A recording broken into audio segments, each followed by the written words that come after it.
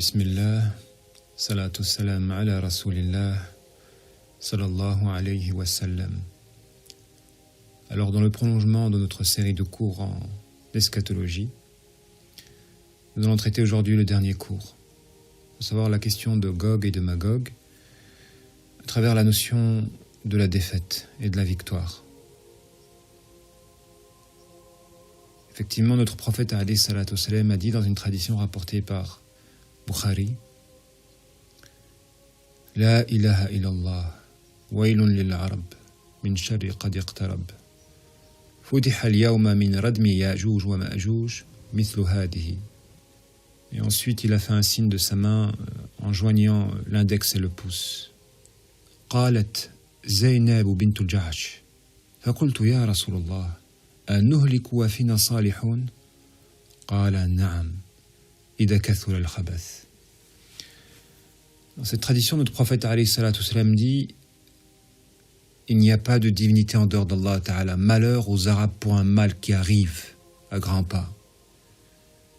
Une brèche s'est ouverte dans la barrière de Gog et de Magog. Et ensuite, il a fait un signe de la main pour montrer cette brèche-là, en joignant justement l'index et le pouce. Et juste après, Zaynab bint Jahsh lui dit: Ô messager d'Allah, est-ce que l'on va périr alors qu'il y a parmi nous des gens pieux? Et le prophète alayhi salatu salam de répondre: oui, si le mal, le vice se répand. Dans cette tradition rapportée par l'imam Bukhari, nous avons un enseignement à tirer, à savoir la notion de victoire et de défaite collective ou individuelle. Car ici, à la question de Zaynab, radiyallahu anha, le prophète alayhi salatu salam a dit: oui, nous pouvons périr, même s'il y a des pieux parmi nous, si le mal et le vice se répand. Ainsi, la défaite collective est tout à fait possible pour des gens qui se sont donné les moyens d'être victorieux à l'échelle individuelle. Je le répète, la défaite collective est tout à fait possible pour des gens qui se sont donné les moyens d'être victorieux à l'échelle individuelle. Alors, qu'est-ce que j'entends par défaite et victoire? Qu'est-ce que j'entends par défaite et victoire? La défaite, c'est l'action de ne pouvoir atteindre ses objectifs.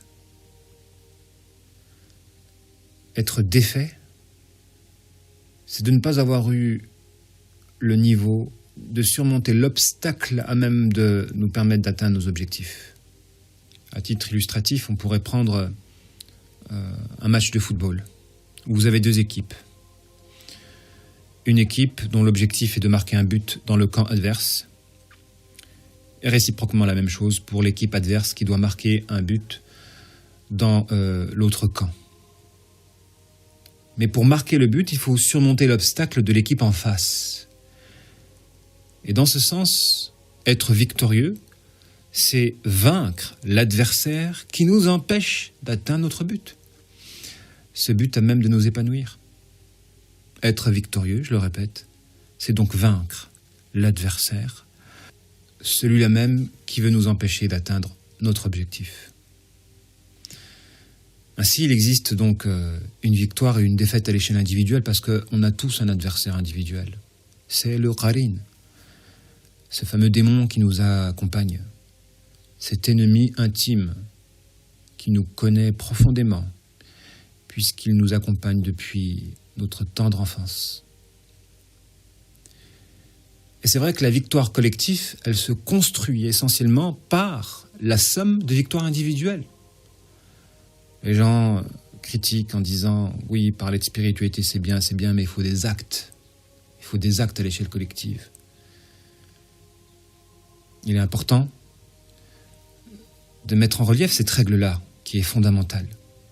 La victoire collective ne se construit que par la somme de victoires individuelles. On ne peut pas triompher collectivement si on n'a pas des gens pieux à l'échelle individuelle. Allah Ta'ala ne change pas l'état d'un peuple tant que ce peuple-là ne change pas ce qui est en eux-mêmes. Inna Allah la yughayyiru ma biqawmin hatta yughayyiru ma bi anfusihim. C'est une règle connue, mais malheureusement, on a du mal à la saisir.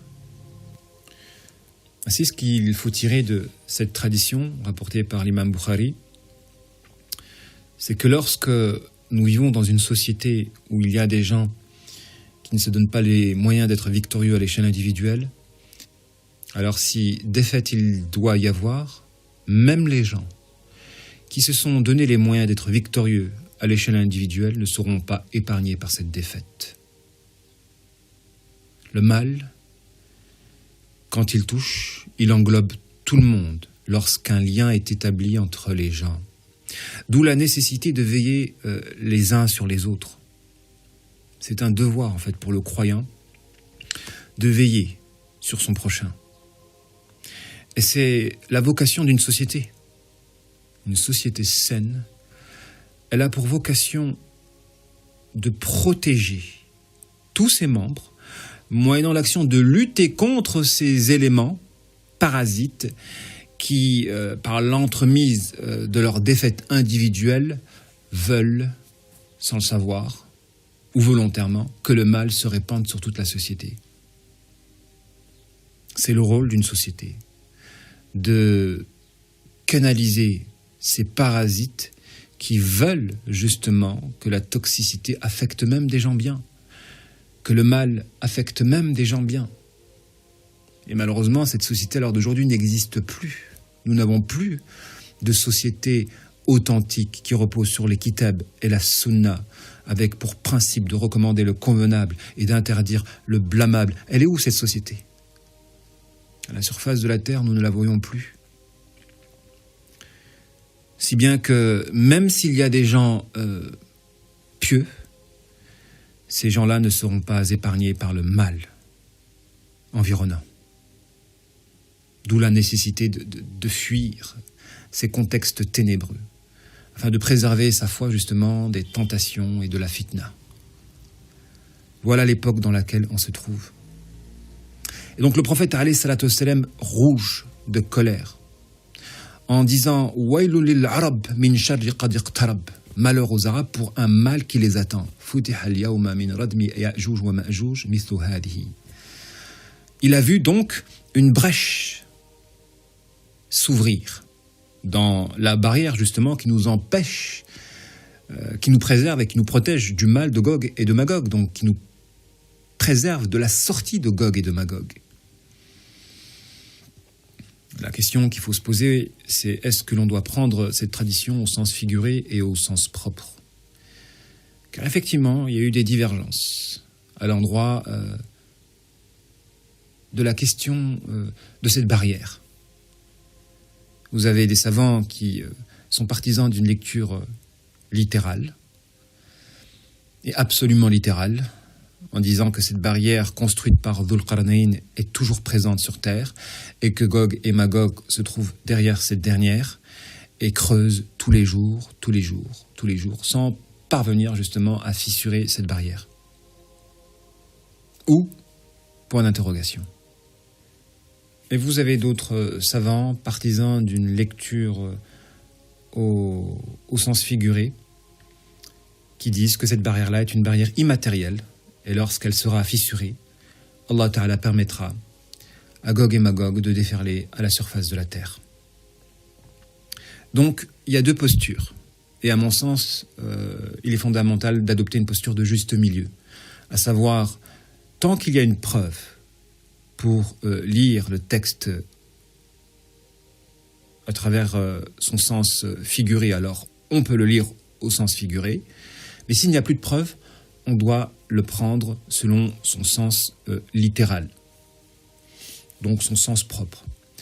À savoir que la barrière qui a été construite par Dhul Qarnayn est une barrière physique, certes, mais la barrière dont fait allusion le prophète alayhi salatu wassalam dans cette tradition rapportée par Bukhari, nous pouvons dire que c'est une barrière qu'il faut prendre au sens figuré, étant donné que le prophète alayhi salatu wassalam fait allusion à une brèche qu'il a vue de ses propres yeux, mais, et là il est important de revenir dans le contexte de l'élocution de l'énonciation de cette tradition, à savoir que le prophète venait de se réveiller et qu'il a vu un songe. En réalité, cette barrière-là, fissurée, qu'il a vue, il l'a vue dans son rêve. Il s'est réveillé et rouge de colère, il a dit « La ilaha illallah, wailun lil arab min sharri qad iqtarab ». Donc, il faut prendre cette brèche à travers son sens figuré. C'est-à-dire que l'heure du déferlement et de la sortie de Gog et de Magog approche à grands pas, et cela risque d'être une catastrophe pour les Arabes. Et pas que. Il y aura donc une défaite. Et le but du cours d'aujourd'hui, c'est de s'attarder sur la notion de défaite. Et pas qu'à l'endroit de la dimension individuelle et collective. Aussi à l'endroit de la défaite de fond et de la défaite de forme. Parce que je pense qu'on est tous plus ou moins concernés par ce sujet-là. Étant donné que dans nos vies respectives, nous ne sommes pas tout le temps victorieux. Dans le sens où nous ne parvenons pas à atteindre tous nos objectifs. Et le fait de ne pas atteindre un objectif, justement, cela procure un mal-être, une déception, une dépression, de la tristesse ou de la frustration. Quoi qu'il en soit, le fait de ne pas pouvoir atteindre un objectif nous prive en quelque sorte du bonheur. Car l'une des conditions d'accession au bonheur, c'est justement le fait de s'épanouir en atteignant ses objectifs, quels qu'ils soient. Qu'ils soient professionnels, qu'ils soient amoureux, qu'ils soient relationnels, qu'ils soient spirituels. On a tous des objectifs. Et le bonheur, justement, c'est de les atteindre. Car l'atteinte de l'objectif épanouit. Il permet un certain épanouissement. Et il existe, par conséquent, différents types de souffrances et différents types de malheurs qui sont liés justement au fait qu'on n'arrive pas à atteindre certains objectifs. Que ce soit de l'ordre du physique, que ce soit de l'ordre de l'intellectuel, ou du relationnel, ou du spirituel. Vous avez des gens qui souffrent énormément, mais d'un point de vue spirituel, étant donné qu'ils n'arrivent pas, par exemple, à se pardonner certaines erreurs dans leur vie.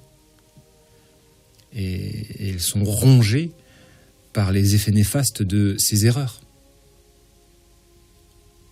Donc là, on a une forme de douleur spirituelle, mais aussi on peut avoir une douleur mentale, avec ces obsessions, ces idées qui se transforment en tic et en toc. Et on a aussi des douleurs physiques, ou des douleurs relationnelles. Quoi qu'il en soit, l'être humain aspire au bonheur. Tout être humain aspire au bonheur. Et le bonheur, dans sa définition la plus simple, c'est l'action de pouvoir atteindre ses objectifs. Et les objectifs les plus importants pour l'être humain, c'est l'objectif financier, afin de pouvoir avoir un certain équilibre, et l'objectif amoureux, à savoir trouver son complémentaire. Et vous avez d'autres objectifs qui sont très importants, mais vis-à-vis desquels on passe à côté, comme l'objectif spirituel, à savoir celui d'atteindre un certain niveau de foi, de certitude. Et le bonheur, justement, c'est tout ça. C'est d'atteindre ces objectifs. La défaite,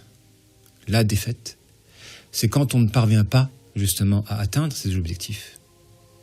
De telle sorte que notre vie se transforme en malheur, affiché ou caché. Car il existe deux types de malheurs. Un malheur qui s'assume et un malheur qui ne s'assume pas. Quand vous avez des gens qui camouflent leur souffrance en trouvant une occupation à même de leur permettre de camoufler leurs besoins primaires. Vous avez des gens qui souffrent d'un manque immense, et ils essayent de camoufler ce manque-là par une activité dont ils vont redoubler d'efforts afin de pouvoir camoufler ce manque. À l'exemple de ces gens-là qui bossent à fond, lorsqu'ils rentrent à la maison et qu'ils ne trouvent pas de compagnon. Ils essaient de camoufler justement ce manque-là par l'action de travailler à fond ou par l'action de faire énormément de sport. Donc vous avez des gens qui camouflent un certain manque, un certain malheur par l'action de se fabriquer des objectifs qu'ils parviennent à atteindre. Mais ceci est une manière de se voiler la face, en réalité. C'est une manière de se voiler la face. Quand on se fabrique des objectifs que l'on parvient à atteindre dans la seule finalité de camoufler un objectif qu'on ne parvient pas à atteindre, tôt ou tard, on sera confronté à cette situation de se regarder en face dans un miroir. Que ce soit lorsque l'on rentre tard le soir, ou que ce soit par l'action de penser au futur, ou que ce soit par l'action de rencontrer des gens qui nous rappellent le fameux manque. Pourquoi on ne prendrait pas le problème à bras-le-corps, au lieu de se voiler la face à camoufler un problème qui existe en profondeur, à l'intérieur de soi. Et quand un problème existe en profondeur à l'intérieur de soi, eh bien il est source d'angoisse, en réalité. Parce que l'angoisse, c'est l'action d'avoir peur d'un danger inconnu. L'angoisse, c'est l'action d'avoir peur d'un danger inconnu. Et tout le monde a peur de ne pas pouvoir s'épanouir. Tout le monde a peur de ne pas pouvoir s'épanouir. Et quand cette peur de ne pas pouvoir s'épanouir est incrustée à l'intérieur de l'âme, eh bien à chaque fois que quelque chose nous rappellera ce manque, une angoisse va naître. Et si l'individu ne parvient pas à faire un travail de réminiscence et de trouver justement l'élément qui leur rappelle ce manque, alors ils seront habités par des angoisses qu'ils ne comprendront pas. Une peur, un mal-être à l'intérieur de eux qui risque tout simplement de saboter leur existence. Et je pense qu'il y a énormément qui se trouvent dans ce cas de figure-là, qui vivent dans une vie où leur malheur en réalité est camouflé. C'est-à-dire c'est un équilibre illusoire. Et la société en réalité est l'équilibre d'un équilibre illusoire. En réalité, la société elle donne un certain équilibre financier, par exemple. Mais quand tout va s'écrouler, quand nous allons vivre ce fameux effondrement qui menace et qui approche à grands pas, cet équilibre qui était garanti par la société va disparaître. Et ainsi, énormément de gens vont s'effondrer parce qu'ils n'étaient pas préparés spirituellement, c'est-à-dire construire un équilibre par leur spiritualité, c'est-à-dire de manière intrinsèque. À partir de leur intériorité, ils se construisent leur équilibre. Et leur équilibre ne dépend pas de facteurs extérieurs à leur personne. Parce que si notre équilibre dépend de facteurs extérieurs, quand ces facteurs ne sont plus, nous nous écroulons intérieurement. Et je vous assure qu'à l'heure d'aujourd'hui, il y a énormément de gens qui font reposer leur équilibre intérieur sur des paramètres extérieurs. Et tôt ou tard, ces paramètres extérieurs vont s'écrouler. Et ça va entraîner l'écroulement de leur équilibre intérieur. Et ceci, c'est la définition même de la fragilité. Des gens dont la solidité du profil ne dépend pas de eux-mêmes. Et généralement, ces gens-là vivent une vie un peu sinusoïdale. Un coup ça monte, un coup ça baisse, un coup ça monte, un coup ça baisse. Et ils aiment à répéter cette fameuse expression « j'ai une baisse de foi ». J'ai une baisse de foi. En réalité, cette expression ne traduit que l'instabilité du profil, étant donné qu'ils font reposer leur spiritualité sur des paramètres extérieurs. Et donc, ils sont condamnés à de l'instabilité. Et comment pouvons-nous être heureux ou accéder au bonheur si nous sommes instables. Car la condition pour qu'une chose soit vraie, c'est qu'elle dure dans le temps. Un bonheur éphémère n'est pas un véritable bonheur s'il est suivi par des malheurs. Si vous construisez une relation qui vous épanouit et que cette relation est brisée à la moindre épreuve, en réalité, c'est une relation qui est source de malheur, car il n'y a rien de plus douloureux qu'un bonheur qui a pour vocation de vous faire mal. Un bonheur derrière lequel se trouve un malheur. Un bonheur qui vous attire, qui vous absorbe, pour qu'ensuite vous soyez déçus. Combien de gens ont été affectés par des malheurs dont le carburant était le bonheur? Des gens qui ont espéré et qui ont aimé passionnément des personnes qui ensuite les ont trahis, pour qu'au final, ils sombrent dans le malheur. Ainsi, le malheur peut se construire avec les briques du bonheur, de telle sorte que le malheur fait encore plus mal, étant donné que le bonheur que vous aviez goûté était une pure illusion, à même d'alimenter davantage votre déception, et donc votre désespoir et votre écroulement. Le bonheur véritable est quelque chose qui doit durer dans le temps. Et malheureusement, on vit une époque d'instabilité, où les gens font reposer leur équilibre à travers des paramètres extérieurs. La chose qui dure, c'est quelque chose qui est indépendant, qui ne fait pas reposer son équilibre sur des paramètres extérieurs. Et sans cette longévité, il n'y a pas d'authenticité de la chose. Puisque l'un des critères qui nous permet de déterminer le caractère authentique d'une chose, c'est sa longévité. Un bonheur vrai est un bonheur qui dure. Un bonheur qui apparaît et qui disparaît à la moindre épreuve est un bonheur illusoire. Et pour qu'une chose dure, il faut qu'elle ne dépende que d'elle-même. Donc il ne faut pas qu'elle dépende de paramètres extérieurs à elle-même. Et malheureusement, nous vivons une époque où beaucoup de gens font reposer leur équilibre sur des paramètres extérieurs. D'où la nécessité de travailler spirituellement à ne pas se voiler la face à l'endroit de certains manquements. Quand vous avez des gens qui se voilent la face en se fabriquant une stabilité de façade. Car ils ont des manquements, ils ont de quoi souffrir ou être malheureux, et ils vont occulter ces manquements-là par l'action de construire des objectifs qu'ils parviennent à atteindre.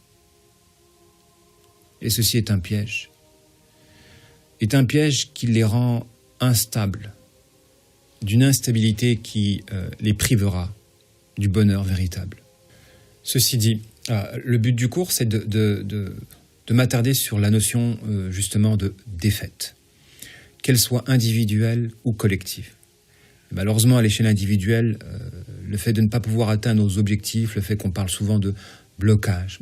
Alors d'aujourd'hui, vous avez beaucoup de personnes qui disent « j'ai des blocages », et qui vont justement solliciter des tierces personnes pour pouvoir s'en sortir, à savoir des raqis, des thérapeutes, frapper à la porte de tout le monde.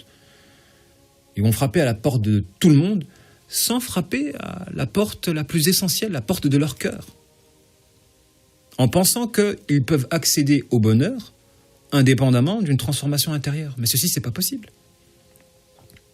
Personne ne peut accéder au bonheur sans passer par une transformation intérieure. Et donc, tous ces gens-là qui sont bloqués et qui se sentent bloqués et qui frappent à la porte de raqi, de thérapeutes, je ne sais quoi, médecine nouvelle, alternative, etc., pour pouvoir débloquer des situations. En réalité, ils ne rajouteront que malheur à leur malheur. Sauf s'ils rencontrent des gens qui les miroitent et qui les aident à ce qu'ils prennent conscience que sans transformation intérieure, ils ne pourront pas débloquer leur situation. Le véritable thérapeute est celui qui vous aide à trouver les clés de votre bonheur en vous. en vous, pas ailleurs. Quand vous avez des gens qui vous font croire que votre bonheur se trouve à l'extérieur de vous-même, en réalité, ce sont des manipulateurs qui veulent vous exploiter. Ils veulent créer une certaine addiction et profiter de cette addiction. Le véritable thérapeute, celui qui est capable de vous aider à vous en sortir, est celui qui parviendra à vous faire comprendre que sans une réforme individuelle, vous ne pourrez pas accéder au bonheur. Alors méfiez-vous de ceux qui veulent créer en vous une addiction par rapport à des paramètres extérieurs à vous et qui veulent en profiter financièrement ou d'une autre manière. Alors comprenez bien que ceux qui pensent se délivrer par l'action de solliciter des tierces personnes, ces gens-là se trompent foncièrement. Et ils ne feront que rajouter malheur à leur propre malheur, à savoir développer une certaine addiction à des causes externes, comme ceux qui sont addicts aux médicaments ou autres. Non. La clé du bonheur se trouve en soi lorsque nous parvenons justement à produire un certain équilibre par nous-mêmes. Et cet équilibre n'est atteignable que par l'action de purifier le cœur. Du coup, quand vous avez des gens qui parlent de blocage, et qui pensent se délivrer par l'action de solliciter des tierces personnes, en réalité, ce sont des gens qui se voilent la face encore. Ce sont des gens qui se voilent la face et qui ne parviennent pas à voir dans leur propre agissement les causes de leur propre blocage. Et ceci est une forme de lâcheté. Une forme de lâcheté. Vous avez, pour chaque victoire, un adversaire et un objectif à atteindre. Mais si vous êtes lâche, est-ce que vous allez pouvoir vaincre votre adversaire? Non. Vous n'allez même pas oser l'affronter. Le prendre en duel. Vous n'oserez même pas les conséquences de votre lâcheté. Et franchement, faire preuve d'humilité, c'est être courageux. Quand vous avez des orgueilleux qui n'ont pas le courage de s'observer à travers leur propre réalité. Le courage, ce n'est pas une question de prendre uniquement des risques. Être courageux, c'est vrai, c'est l'action de prendre des risques. C'est aussi d'avoir la force de s'accepter comme on est. Car vous avez des gens qui sont lâches et qui n'ont pas justement le courage de s'observer à travers leur propre réalité et qui n'accepteront pas ce discours-là. Ils n'accepteront pas le fait d'être des gens qui ont échoué, qui ont été défaits. Alors que c'est un fait. Quand on regarde leur vie, c'est un fait. Et comment voulez-vous être victorieux si vous n'acceptez pas votre défaite au préalable? Cette défaite a même de stimuler en vous un désir de vengeance à l'endroit de votre adversaire, à savoir votre qarin, en premier lieu. Et vous avez des gens qui fuient cette réalité-là et qui construisent en quelque sorte leur propre malheur. Comment voulez-vous aider une personne dont le malheur a été construit par elle-même? Wallahi, vous ne pourrez jamais l'aider tant que vous ne parvenez pas à cette personne de prendre conscience que son malheur a été construit par elle-même. Et c'est ce que Allah Ta'ala dit dans le Coran. Ma asabakum min musibatin fabima kasabat aydikum. Tout malheur qui vous atteint n'est que la conséquence de ce que vos propres mains ont acquis. C'est une parole d'Allah Ta'ala, mais j'ai l'impression que beaucoup de personnes ne veulent pas la croire. Ainsi, il existe deux types de défaites. Une défaite sage et justifiée, qui est la conséquence de nos propres manquements. Les gens qui ne se donnent pas les moyens d'être victorieux par la voie de la piété, forcément, ils nourrissent leur propre démon, et ce démon-là va les empêcher de réussir dans leur vie, tout simplement. Et ça, c'est la défaite sage et justifiée, une défaite qui se comprend. Encore faut-il ne pas se voiler la face à l'endroit de cette défaite-là et avoir l'humilité de le reconnaître. L'humilité de le reconnaître. Une valeur qui fait défaut à énormément de gens parmi ceux qui suivent Iblis. Ceux qui n'ont pas justement cette humilité de s'observer à travers leur réalité. Ce que j'aime bien dans cette association, l'association Hayat, c'est qu'elle est spécialisée dans le profilage. Et généralement, les gens qui y restent, ce sont des gens qui acceptent de s'observer à travers un miroir. Combien de ceux qui ne nous aiment pas des conséquences de cette discipline-là qu'est le profilage, étant donné qu'ils n'ont pas accepté un certain miroitement? Combien? Wallahi, si vous avez un frère qui vous permet de vous miroiter, alors c'est une miséricorde pour vous, comme le disait Omar ibn al-Khattab, radiyallahu anhu. Miséricorde à ton frère qui te dévoile tes défauts. Si grâce à ce frère-là, une opportunité t'est offerte afin que tu puisses te réformer. Bien sûr, pas dans l'objectif d'écraser. On ne miroite pas une personne dans l'objectif de l'écraser. Mais on le miroite dans l'objectif qu'il puisse devenir meilleur. Et dans ce sens, votre frère, s'il vous dévoile vos défauts, c'est une miséricorde pour vous, comme le disait Omar ibn al-Khattab radiyallahu anhu. Alors d'aujourd'hui, dès qu'on a une personne qui nous conseille, d'un conseil à même de blesser notre amour-propre, on le déteste et on le déclare comme ennemi, étant donné que notre ego n'accepte pas le reproche.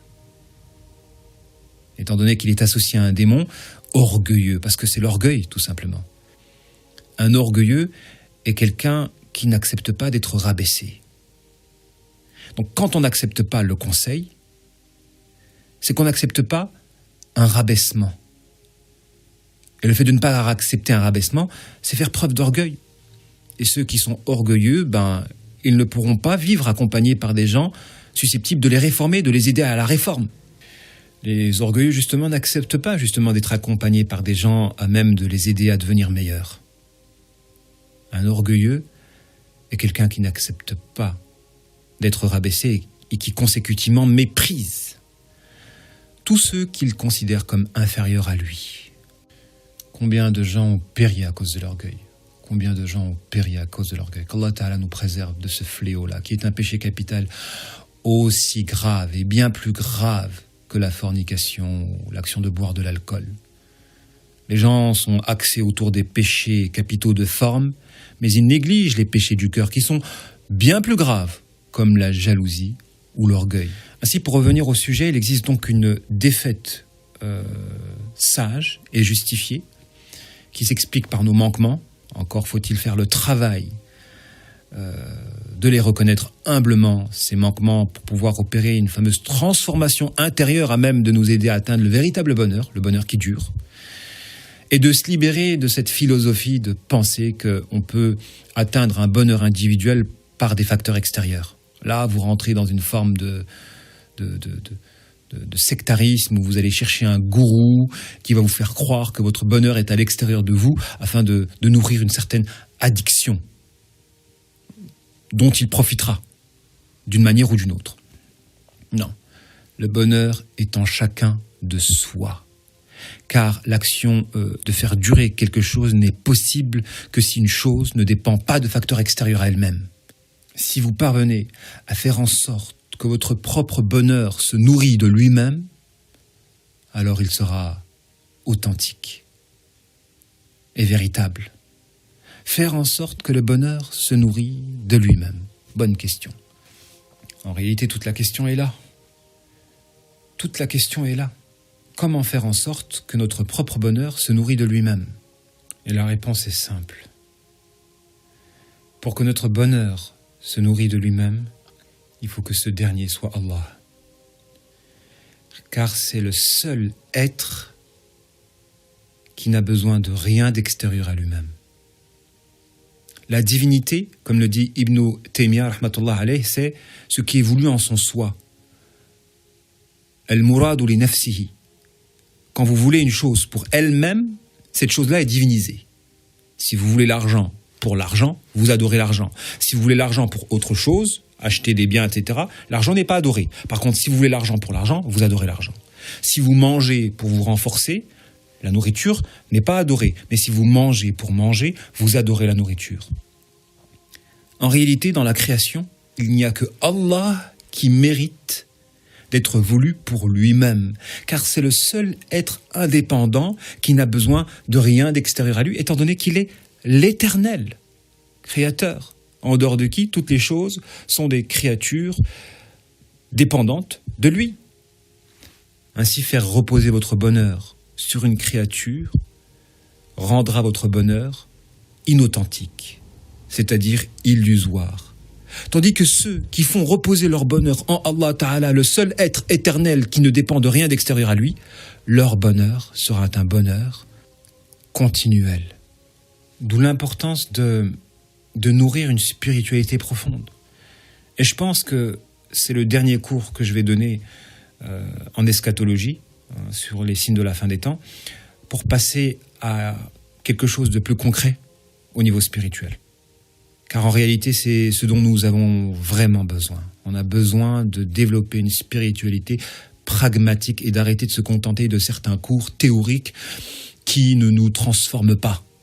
On va traiter le sujet du tawakkul. Ouais, c'est bien de traiter le sujet du tawakkul d'un point de vue théorique. Ok, je vais citer des paroles de savants sur le sujet, etc. J'assiste à un cours, je ressors du cours. Mais est-ce que j'ai été libéré de l'angoisse et du stress ? Car le tawakkul, le témoin que l'on réalise, le tawakkul, c'est que vous soyez victorieux ou que vous soyez défait, votre état intérieur n'est pas déstabilisé. Que vous soyez victorieux ou que vous soyez défait, votre état intérieur n'est pas déstabilisé. Ça veut dire que la défaite ou la victoire a le même effet dans votre poitrine. Vous êtes serein. C'est la même chose pour vous. Si c'est une victoire, vous êtes dans la reconnaissance d'Allah Ta'ala. Et si vous êtes dans la défaite, vous êtes dans une patience. Et au final, les deux états sont bénéfiques pour vous. L'acceptation de la défaite, c'est faire preuve de tawakkul. Parce que la non-acceptation de la défaite, c'est équivalent à ne pas accepter le décret d'Allah Ta'ala. Quand quelqu'un n'accepte pas la défaite, le fait qu'il ne puisse pas s'épanouir par l'atteinte d'un objectif, en réalité, c'est comme s'il n'accepte pas le décret. Et celui qui n'accepte pas le décret, il ne l'accepte pas consécutivement à l'état intérieur qui naît de cette défaite-là. Le stress, l'angoisse, le malheur, la frustration qui pousse justement à une certaine colère intérieure, qui pousse l'individu à s'opposer au destin et plus à nourrir une image négative de leur créateur. Qu'Allah Ta'ala nous en préserve. Le tawakkul, c'est d'être serein, apaisé et de confier notre affaire à Allah Ta'ala. Donc se soumettre au décret. Et ne peut se soumettre au décret que celui qui l'accepte. Donc on a vraiment besoin de développer notre spiritualité et d'arrêter de se contenter de cours théoriques qui ne nous transforment pas. On doit vraiment passer aux choses sérieuses. Moi, je pense que l'individu, il a un potentiel immense en lui-même. Il a un potentiel immense.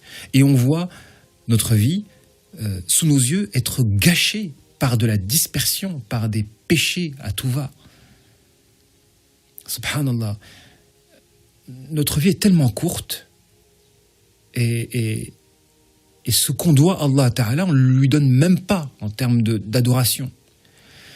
Et c'est cette adoration qu'on doit à Allah Ta'ala qui peut nous rendre forts spirituellement. D'où la fragilité actuelle.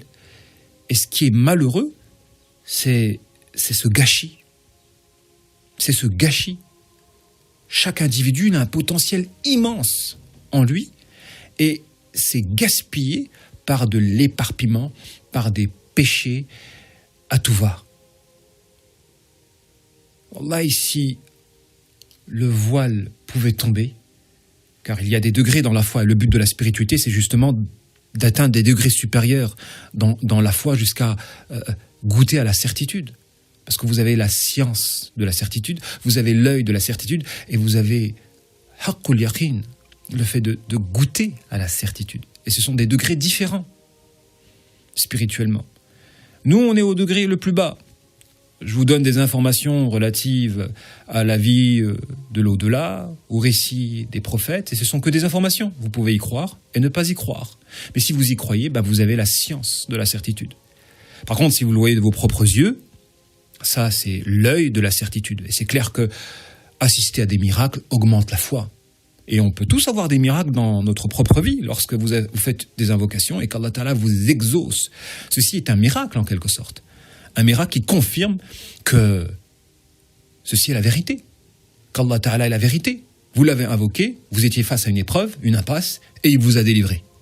À partir de là, s'il y a de la vérité, vous êtes obligé de croire en toute la vérité, car la vérité est incomposée.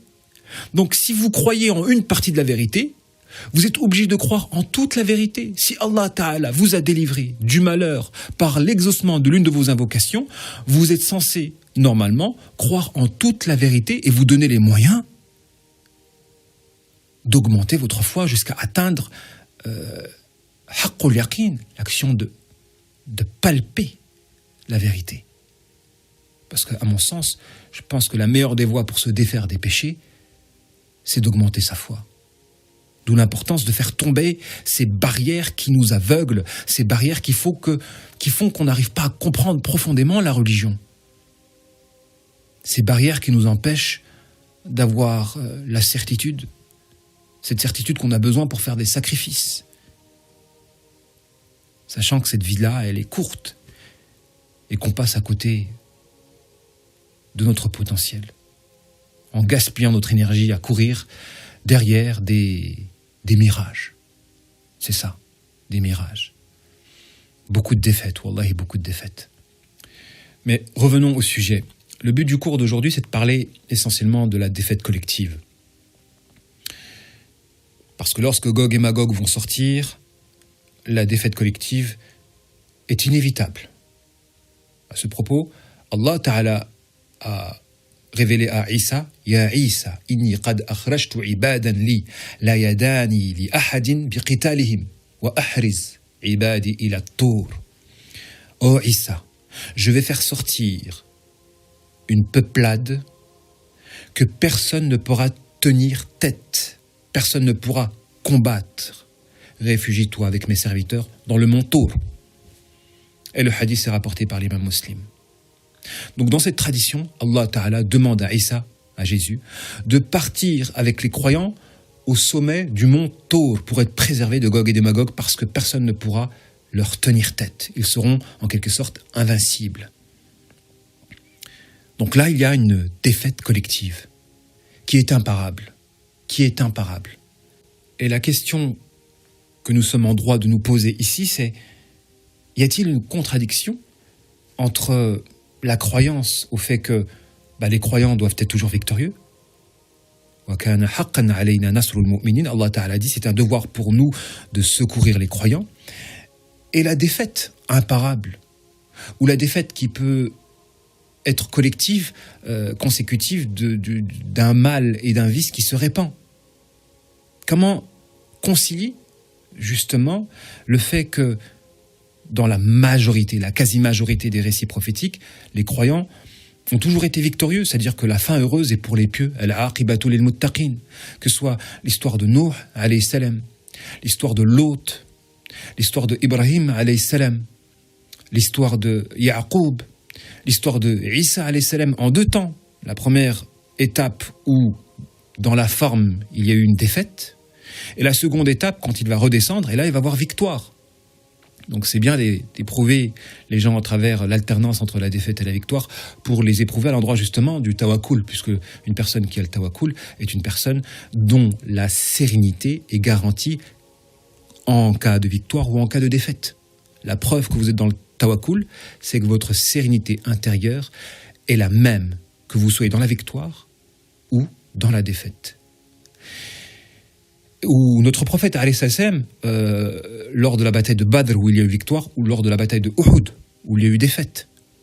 Donc pourquoi la fin est toujours en faveur des croyants et pas dans un cas, celui des gens du fossé, ashab al-Urdoud, où il y a eu une défaite collective lorsque le peuple a été jeté dans un fossé et brûlé vif. Et c'est vrai que dans ce récit-là, il y a vraiment de quoi méditer le sens profond du tawakkul quand ce fameux Roulam, cet enfant-là qui s'initiait à la sorcellerie, a croisé un moine qui lui a enseigné la religion et il était hésitant entre les deux enseignants, à savoir le sorcier et le moine. Et il a fait une invocation jusqu'à choisir l'enseignement du moine. Et se développer spirituellement jusqu'à faire des miracles, au point où le roi, donc, arrivé à un degré, il voulait le tuer et il a envoyé son armée pour le tuer. Tiens, emmenez-le dans la montagne et jetez-le par-dessus la montagne. Et le Roulam de dire et tous les soldats meurent. Et lui, il ne fuit pas. Dans le tawakkul dans lequel il se trouvait, il revient directement vers son bourreau, le roi. Le roi reprend encore une armée, il l'emmène, il leur demande de l'emmener dans la mer et de le jeter par-dessus le bateau. Il l'emmène dans la mer et le Roulam dit encore la même invocation. Et tous les soldats coulent et lui revient en marchant sur l'eau. Direction encore son bourreau, habité qu'il était par le tawakkul. Et il dit au roi, si tu veux me tuer, je vais te dire comment faire. Et là, en ce moment-là, tout le peuple était au courant de l'existence d'un enfant qui était, en quelque sorte, immortel. Il n'arrivait pas à mourir, malgré les causes. Si tu veux me tuer, je vais te dire comment faire. Réunis tout ton peuple. Accroche-moi à un palmier. Prends une flèche et dis à voix haute au nom du Seigneur de cet enfant. Et tire la flèche. C'est ce que le roi il a fait. Il a réuni tout le peuple. Il a attaché l'enfant à un palmier. Il a pris une flèche de son carquois. Il a dit au nom du Seigneur de cet enfant. Il a tiré la flèche. Et là, la flèche a atteint directement la tête et il est mort sur le coup. Et du coup, le peuple, ils ont dit Subhanallah. Cet enfant que l'on considérait comme immortel car il ne parvenait pas à mourir, a été tué au moment où le roi a prononcé la parole au nom du Seigneur de cet enfant. Ça veut dire que cette parole-là est une parole de vérité et que le Seigneur de cet enfant est la vérité. Et ils ont cru au Seigneur de cet enfant par la voie du sacrifice de ce Roulam.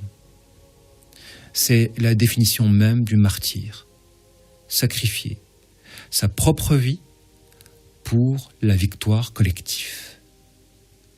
Mais dans cette défaite individuelle, qu'on pourrait considérer comme une défaite, à savoir la mort, en réalité, c'est une victoire individuelle.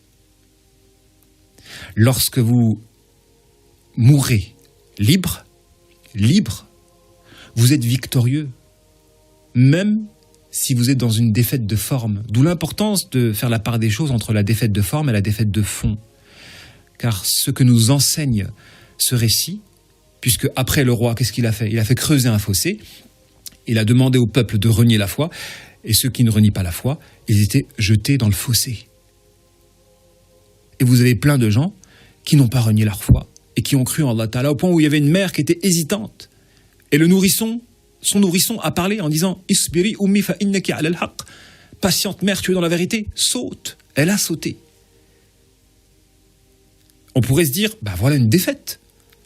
Les croyants sont brûlés, vifs, face à leur bourreau. C'est une défaite, de forme. Car en réalité, ils sont victorieux à l'échelle individuelle, car n'ayant pas renoncé à leur foi. Et si on pousse le raisonnement, on a dit tout à l'heure que la victoire, la véritable victoire, c'est l'action d'atteindre un objectif. Et à bien réfléchir. Le roi ne peut plus atteindre son objectif, car un roi sans peuple n'est plus un roi. Un roi sans peuple n'est plus un roi. Du coup, le Roulam a défait le roi. Il a défait le roi par son propre sacrifice, et pas que le sien, celui de son peuple aussi, lorsque ce dernier est rentré dans l'islam. Donc c'est une victoire collective et individuelle, même si dans l'apparence, on pourrait croire qu'il y a défaite collective et défaite individuelle. Comprenez qu'on peut être victorieux, même en échouant dans la forme, par la mort. Car le martyre, justement, c'est la victoire de fond par la défaite de forme, à savoir la mort. Moralité, le croyant doit toujours être victorieux. Toujours. Et ce, quelles que soient les situations. Mais à bien réfléchir. Cela serait bien quand même d'être victorieux à l'échelle collective. Et pour cela, il est du devoir de chaque croyant de s'entraider à ce que l'on soit tous victorieux à l'échelle de nos propres personnes. C'est comme ça que le prophète alayhi salatu wassalam a amené les croyants à triompher collectivement en les aidant de prime abord à triompher de leur propre personne. Wassalamu alaikum wa rahmatullahi ta'ala wa barakatuhu.